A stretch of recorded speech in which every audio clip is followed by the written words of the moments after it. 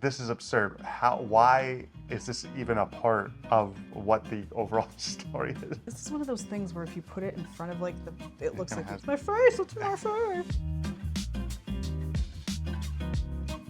Hi, Hi, I'm Branden. I'm Tayler, and Good Books Lately. welcome to our home. Yeah. Today is the first day of the week of the videos. The first video of the week, It's going to be a done and dusted.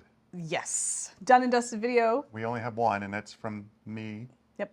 I did not finish anything. I am still reading the book club book, which we will talk about in the next video, Yeah. which is our bookmarked video. But for today, I'm going to be talking about Wise Blood by Flannery O'Connor. this is one of those things where if you put it in front of it looks kinda like it has could your be like face. somebody's. It's my face. It's my face. Yeah. But Okay. yeah, I just recently finished this classic book. Is it considered a classic? I think so. The classic author, wouldn't What it be? else has she written? Can you go through the list of the books on the front? What else has Flannery I O'Connor don't written? know if I think she's more short stories. I think you're right. She got two novels, Wise Blood and The Violent Bear It Away. The Violent Bear It Away. The Violent Bear It Away. Yeah. And then it says for stories, A Good Man is Hard to Find. Mm-hmm. Everything That Rises Must Converge. And then The Complete Stories. She also has some nonfiction. It's interesting because the name is familiar to me. Flannery O'Connor is a familiar name to Yeah. me. And do you know, I wonder if when I was in high school, I was in speech and debate and people would do interpretations, dramatic interpretations. And I feel like I recall her name from people who would use her short stories or portions of her short Maybe. stories as dramatic Yeah. interpretations. I know Jessica or Ty recommended, I think, A Good Man is Hard to Find. Oh, okay. To read it, or one of her short stories. If I hadn't read it, that I should. Do you feel, this is a good way to kick it off, do you feel that you want to read more from her? Yeah. I mean, I don't think I'm gonna go out searching for it. But if Right. I saw a collection of her short stories at a thrift store or something, I'd probably pick it up just to have it and look at it. But I enjoyed my reading experience. I don't know if I necessarily enjoyed or got what the story was supposed to be about. Well, I have some questions for Branden that I looked up. Okay. They're questions, general questions, the like spot. Quiz me. book club type questions. I've never read the book, Okay. so these are questions Yeah, that yeah. were already. I like it. It says Wise Blood, Flannery O'Connor's astonishing and haunting first novel, is a classic of 20th century literature. It's the story of Hazel Motes, Yep. a 22-year-old caught in an unending struggle against his inborn desperate fate. He falls under the spell of a blind street preacher named Asa Hawks and his degenerate 15-year-old daughter, Sabbath Lily. Yeah. In an ironic, malicious gesture of his own non-faith and to prove himself a greater cynic than Hawks, Hazel Motes founds the church without Christ, Yeah. but is still thwarted in his efforts to lose God. He meets Enoch Emery, a young man with wise blood who leads him to a mummified holy child and whose crazy maneuvers are a manifestation of Hazel's existential struggles. This tale of redemption, retribution, false prophets, blindness, blindings, and wisdom gives us one of the most riveting characters in American fiction. All that being said, Yes. you want some questions? Sure. Hit me with them. All right, hit me with your best Stop shot. setting you up. Gotta stop. Fire away. All right. What do you got? Question number 1. Hazel Motes spends an enormous amount of energy trying not to believe in something. Did you come away feeling like this is a book about losing faith or about how impossible it is for Hazel to actually escape it? Yeah, I mean, I I think it's definitely more the second one. It's like he's just a contradiction, but he's also confused and he's just lost. He's just trying, it seems like just trying to do something that's against what other people are or trying to be this thing. I think he's got issues in his head. I think he's got a couple screws loose. Yeah. But I think it's definitely not about. It's about him trying to escape something that it's kind of ingrained in him. When you say he's got a couple of screws loose, do you mean he's got mental health problems? Probably. Or do you think he has legit psychological, I think it's psychotic type episodes? Or... I think he's got mental health problems that are unchecked at the time because they didn't treat these kinds of things like we do now, and that it has led him to become, this person of that he basically loses himself. He has he can't process what he's experiencing. And I think there's a lot that you kind of have to allude to from his upbringing and his past that you get a little bit, but it sounds like it wasn't great. And he was always kind of this weird, unusual kid with parents and family that wasn't great. And they were very religious? Yeah, I think his grandfather was a preacher. His dad was probably a preacher. So he comes from a pretty devout, like very devout family. Yeah, and I maybe, think like, he's because of struggling that, with that. the only way he can process not wanting to believe in that is to believe and create a religion that is based around not believing or non-redemption kind Sure. of thing. You don't need it. It's like the anti-version of whatever he came Yeah. up with. Okay, interesting. Do you feel like with this the story coming from a background you don't have a religious No. background? Do you feel that you can relate at all? Do you find him to be somewhat unrelatable? No, he's relatable in the sense that what he's saying kind of resonates with me in terms Sure. of like you don't need this organization or this entity, this Christ to tell you you're good. You're just good. You're inherently good. You can just make the choice. You don't need that. You can really unpack I the know, inherent and that's kind of goodness what he's argument. getting at. But the way he's going about it is really, in my mind, in the story, is very much like he's street preaching to people who don't want to listen to it, unpromptedly telling people what he believes. He's giving unsolicited. Yeah, and that religious. is not something I can relate to. It's like I'm not going to tell you what I think unless you ask me or you are curious. Like I'm not going to burden you with my. Well, yeah, belief you're not system. going to expect another person to adopt your belief Yeah, system because or be out there yelling it at people on the street. Interesting. Okay, wow. I'm asking all these questions blind. I've never read this, but it is Yeah. causing me to think of some other things. Yeah. Okay, number 2. Did 3. you? No, You were that was me. Oh, that was you? all Okay, me, all baby. right. Number 2 of my Yeah, list. yeah. Did you ever feel like you understood Hazel Motes, or is he one of those characters you're meant to observe rather than identify with? Wow. I think I hadn't even read that one yet because I'm not. Well, yeah, I think if you identify with Hazel Motes, I think Maybe you need to should talk to probably go someone? search out psychological help, maybe, or like just say, hey, maybe this is a chance for me to see what my health insurance I need has. I need to unpack this a little bit further. Yeah, but it's more what you said just before, the question I asked before, my question, Yeah. I think is what this is I kind of know. getting into. But you don't. I think you identify with him at like the base level. Okay. Not the what he actually ends up doing. This next question, again, this book, Yeah. I want you to say check if these check off. Okay. Can be grotesque, Yes. absurd, Yes. funny, Yeah. bleak, Yeah. and occasionally all 4 within about 30 seconds. Yeah. Yeah.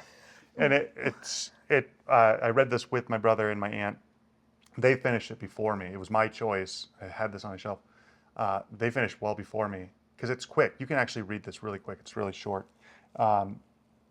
But they both had, and I had the same reactions. Like every single character in this book, it is just wild in terms like everyone needs a little help. Like it's not a character of like anybody who has profound in them. They're all wackadoo, and they somehow For lack of a better word. they all find themselves together at different points, and you're just like, why are they doing any of this? Sure. There was like a whole scene where Don't, because you might spoil it.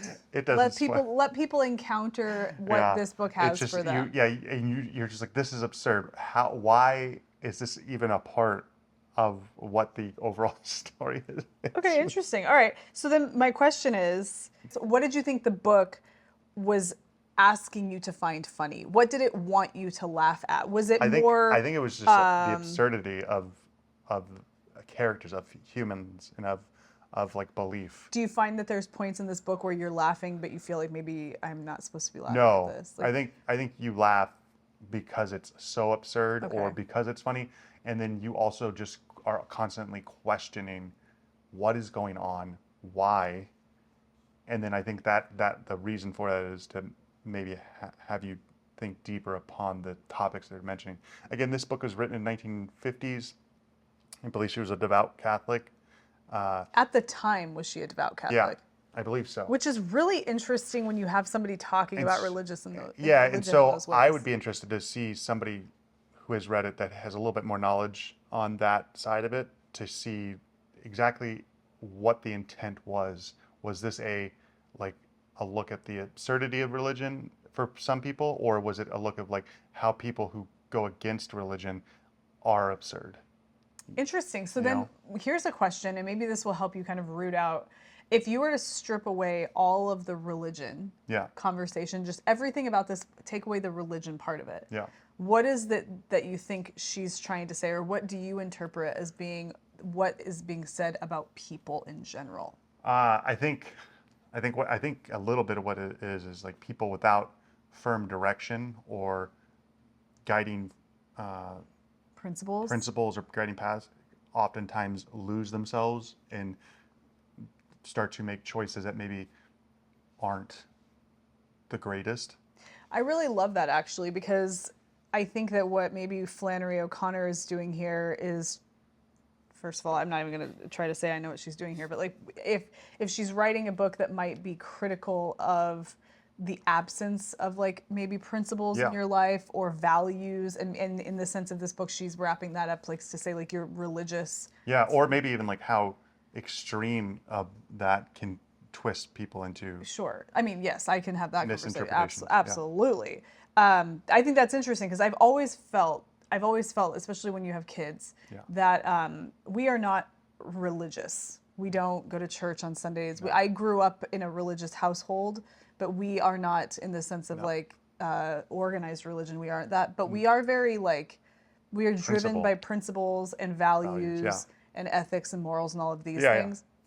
And I think that having a set of values when we talk to our kids, like, this is the way we are. This is how why. we carry on. This is how we treat people. This is how we, treat ourselves, these Yeah. kinds of things. I think having a set of principles is so important. 100%. And when people don't know or can't identify what their guiding principles are, I do think that it can lead to You in the very astray least, or- just like mental health struggles, Yeah. because you just kind of don't know. You don't have anything to fall back on. Yeah, like there's no, I mean, somebody could call it something spiritual, something, in like the word Yeah, it's thought just of like a support. fate.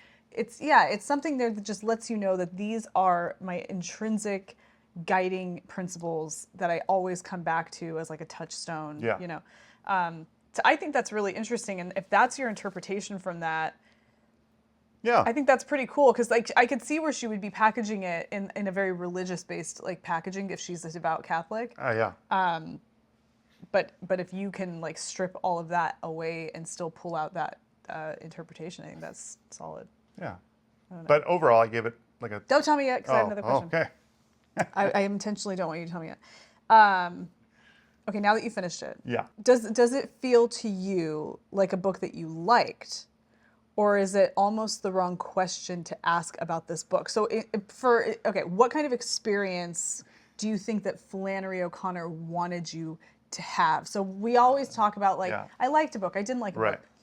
Sometimes you can walk away from a book and think that the book was effective, you had the experience that was intended for you, or you had some kind of experience, Yeah. and that alone can warrant a higher star rating or whatever. Yeah. So So, yeah, I mean, I think it's good because I don't think this is a book where I would walk away like I said at the beginning I enjoyed it, but I don't know if I liked it in the sense of like I would recommend it to others. I would probably recommend like, hey, if you're interested in something kind of weird and absurd and kind of, I don't know, has a unusual way of delivering a story, then yeah, try it. Like I've read plenty of books like that where I don't know if I liked the book, but I enjoyed it and made me really like, just like what was going on, why, and it causes you to kind of constantly think like that, and all of a sudden they linger with you longer than a book that you loved, And so I think that is really cool. So I don't know if I'm getting the experience that she was intended. what do you think she wants you to have? I don't know. Well, like I said, I don't know. I think it has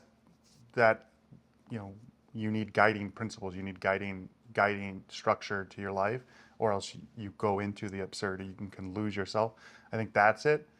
So maybe I did get it, if that's what she intended, but I don't know if I experienced it the way she was intending, and I don't know if any author has an intention on how you're supposed to experience a book. This is a book that could have been like made for a really good book club book. Yeah. Because there's short. so many, and there's probably and there's probably lots of interpretations. Yeah. People can take from it what. And it's just wackadoo. Yeah, so I know that when you talked about this in the first video, when you first mentioned you were reading this, there were a few people in the comments that said they'd read it. I would be curious to have those people chime in and talk about what your interpretation pull is away. of this book. I'm curious about it, just listening to you talk about it. I think this would be one that Christina would like. Maybe. It's so I think, interesting. When yeah, you I think a read- lot of people could read, different people would read this book and have a different reaction to Yeah. it. I think this is a good example of, could I have easily DNF this book because it was just so out of left field? Mm-hmm. Probably people would have done it. Like, I don't know what's going on, why it's going on, and then it's not for me. But because of that absurdity, because of the randomness of it, it felt at times, it kept me wanting to know more. And I was like, I'm going to just keep flipping through and in the end, I'm like, I still don't exactly know why this story was told in the sense, like That's like Catcher in the Rye. a little bit. Catcher in the Rye, I felt like Yeah. that. Like I had feelings about that at the time that I read it, but when I think about the story now, I would have to read it again. It's been Yeah. so long. I kind of think like, what was that? Yeah. What is it about that story that had some kind of profundity? Right. You know, like I don't know. Yeah. Interesting. Yeah. So in the end, Yes. Yep. You're ready now. Go for it. I gave it 3.5 stars. 3.5 stars. Yeah. It's a comfortable, like, Yeah. I feel like a comfortable, like, it's good enough that people will find something out of it, Sure. and some people will find more. But for me, it wasn't star-studded, banger. I think a 3.5 star book. I'm learning about your rating Yeah. system, and I think that whenever you rate something 3.5, I think it's a thinker. Yeah. Because it's enough to cause you to be like, I don't know what that was in terms of my enjoyment, but it definitely was enough Lingered. to it lingered with me. I think a 3.5 stars is a good rating for that. Yeah. I mean, Because I feel like if I'm at anything above a 4, I don't want people to think that it can't miss this. Like this one, if you're not feeling it, just pass on it. Okay. But if you want to be like in a world that's just this, if anything we absurd. said appeals to you, Yeah, then then maybe give it a you're shot. gonna enjoy it. How many pages is this? it's only like 200 pages.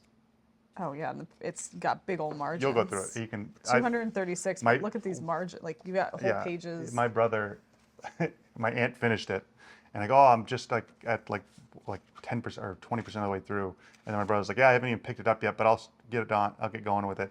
And 2 days later, he's like, I'm done. So he read it like quick. What did he think? Same. Similar. I mean, I didn't get a detail, but he was like, yeah, they all got a couple screws loose, or they don't got all their Honey Nut Cheerios. You know what I think? What? I don't know. I look at the cover of this and I see something very like beatnik looking. I see something very it looks like, oh yeah, it's a cool book. It's like you want to read this, you're like, cool. I'm reading should Wise see Blood by Flannery original O'Connor. cover. Well, okay, so I was just about to say that. Like this looks cool. This looks like if you're reading this in a Yeah. coffee shop. Oh, yeah, this that is guy's a a hipster. Whatever. And like, okay, but Yeah. the original cover It's like a of this. Gothic cross. Like that one Okay. doesn't look. That one looks more like educationally religious trying to, tones. like- There it goes. Interesting. Based on the story. Okay, cool. Well, we encourage you guys. Let us know what you think. Let us know what you think, or if you feel like you're Have you ever- curious, you want to know more. It's Yeah. only 236 pages with big old margins. Yeah. Have you read it? Are you interested in reading it? Have you read books like this where you've had a similar experience? Let us know, because it's always fun Yeah. to hear about those. It was written. Hold on. It was written. 1952. No, 1949. Oh, okay. Interesting. Yeah. But no. Okay. That was my experience. Cool. Well, very good. Wackadoos. 3.5 stars. Wise Blood. Nice. Well, we will be back with the bookmarks. Yeah, what we're currently reading. We're reading The Man Who Died 7 Times, so don't miss that one. And definitely check out the Patreon, Yeah. so you can become part of the book club, which is what that book is. Yeah, we got And after shows over our there. after shows are over there. Book Club Live happening this weekend. Yeah, lots of good stuff going on over there. Yeah. We'll catch you guys later this week. Bye. Bye.